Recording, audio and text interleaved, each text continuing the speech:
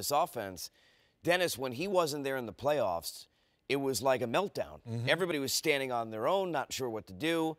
Here comes Kevin Durant, totally different scenario. No Draymond on the floor, no problem.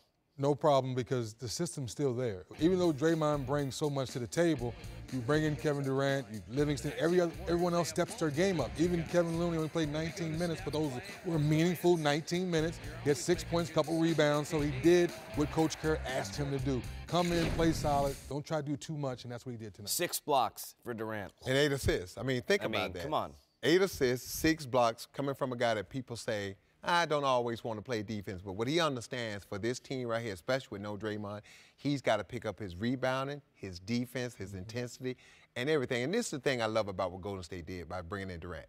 Everybody's worried about them being complacent. Because Durant don't have a championship. Right. He wants one bad, so he's not going to allow anyone in that locker room not to give their all and be focused each and every night, because he wants his ring also. You saw one team trying to grow, a lot of talent, not sure where to go with the ball. The other team, are you ever not going to have someone open?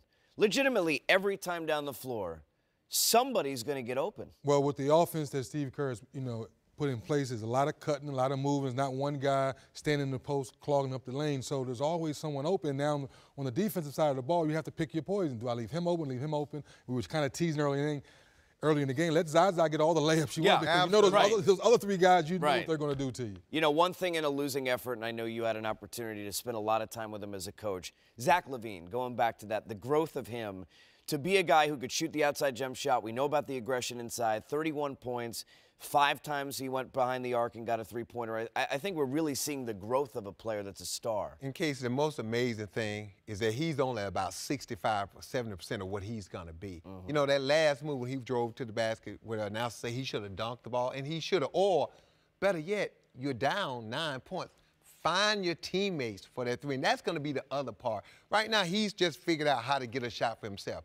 The next progression is to get shots for my teammates when I drive the basket, and use that first step in that athleticism to make your teammates better, and he's going to get there. And can we free Chris Dunn now?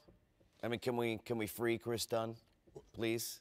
I hope. I mean, because you're saying, why would you pick the young man so high up and not give him an opportunity? Now, maybe there's other things going on the practice court we're not seeing. Maybe Coach Tibbs don't have that confidence in him yet, but I'd like to see a little bit more. How can a young player grow without making mistakes?